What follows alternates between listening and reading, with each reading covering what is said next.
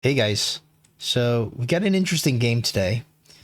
This is against a 2000 MMR opponent, and we actually just forget that we're playing a game, and we actually just skip the first round. Everything is random. The specialist, I believe, is just random. It gets picked at the last second randomly, and yeah, I forgot that I was queuing up for a game, and we basically just do nothing the first round. And we've tried to play out of this before in the past. In the past, what happened was the game crashed, and by the time we restart our computer, we are automatically in round two with the units in this configuration. And we never were able to win the game playing on. There were times where we started to have a little bit of momentum, like winning a round, but we never were able to win the game. And I think this happened around 4 or 5 times. So let's take a look at what happens this game. So obviously we do nothing, and this isn't going to be the greatest configuration, obviously, of units here. And we're going to get cleaned up pretty decently. We do end up killing one of the arc lights and almost a second arc light, so you almost have to admit that wasn't even too bad. So round two is where we figure it out. Okay, we're playing a game. So instantly, I was already running out of time by the time I realized this was already almost at the end of round two. So we just the moment we realize we're in the game, we pick the Phoenix, just because it's an air unit and it goes well with the Phantom Ray, and we just build our two Phantom Rays. We have 150 left, and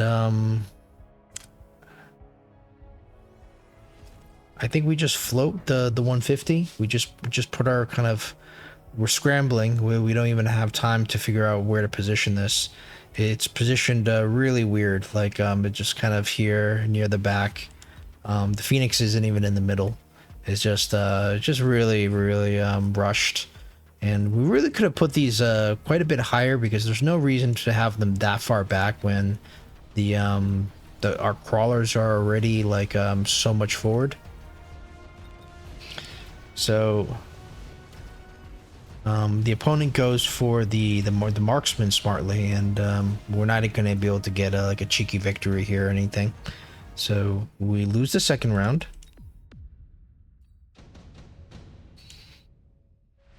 And we get some options here. I think I was thinking about the Rhino Assault, but it didn't really look like there was any vulnerability here. The marksman would be able to pick stuff off in the corner.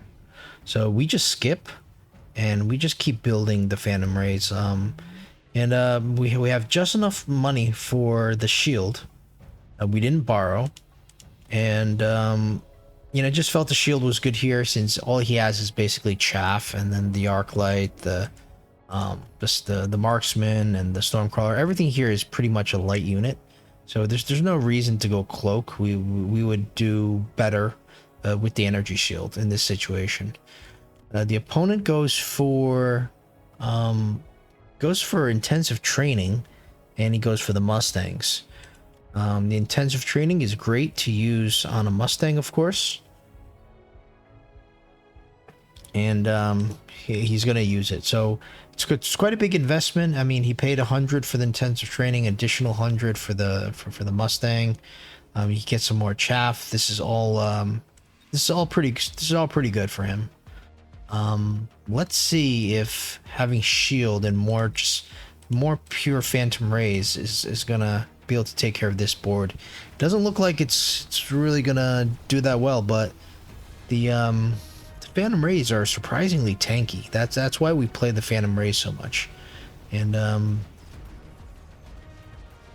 even these level 2 Mustangs, they're taking quite a while to get one of these Phantom Rays, and it's doesn't seem like we'll be able to kill everything, but we're getting awfully close to the marksman here. I mean, it's just some of these, most of these Mustangs are cleared out, and the Phoenix is doing a lot too. It's number 2 in damage, but it's not going to be enough. But once I saw this, I was thinking, hey, we're kind of getting close to cracking all the way through, and we get the card that we need. We instantly pick the fire. Fire would also fire wouldn't be that good for the opponent because we only have these 3 chaffs. So we put down the fire right away. We keep buying more Phantom Rays. We upgrade whatever Phantom Ray we have, and we have enough money, 150 left over, to just get the oil. So we may as well just cover both sides with oil. I mean, normally you would expect the opponent to shield here, and we were, but we were thinking in case he doesn't shield, then we instantly just win this round, and that can give us a possibility to win this game. So we're hoping that he doesn't shield, that he plays greedy here, and because so sometimes the opponent does play a little greedy.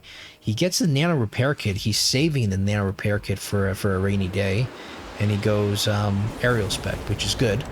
However, with the shield, even the aerial spec is going to require two hits to kill every single Phantom Ray. So it's not it's not the end of the world at all.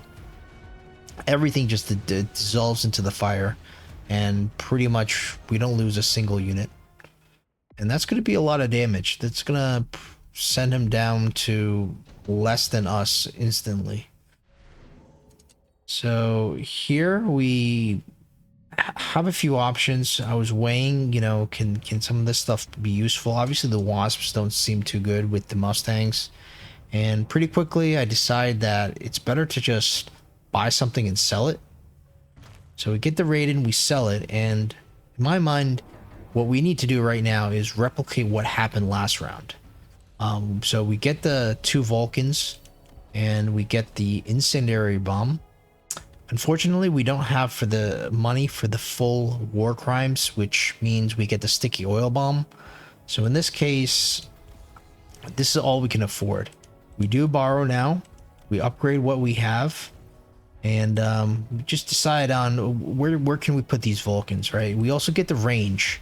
So we put the Vulcans a little bit forward in front of the crawlers because we know the crawlers are pretty much going to be flying, like pretty much in front of the Vulcans.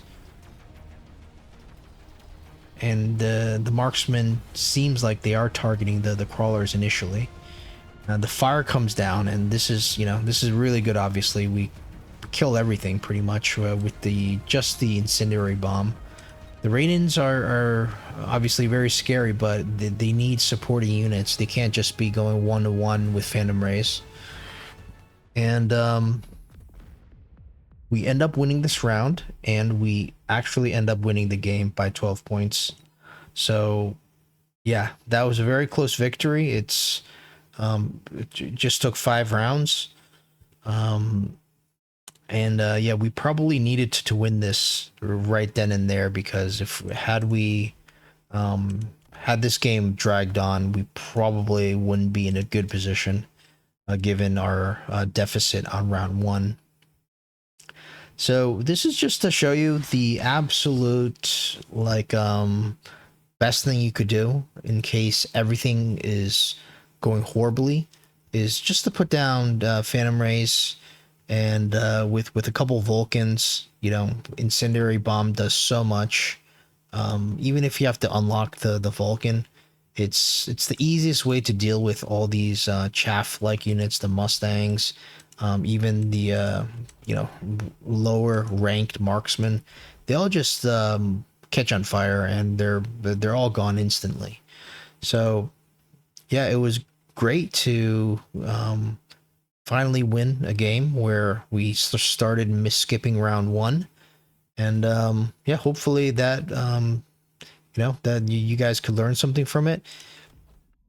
We're not going to win every game like this, the opponent has to make mistakes, and the first mistake was not putting shields up for the fire and the oil.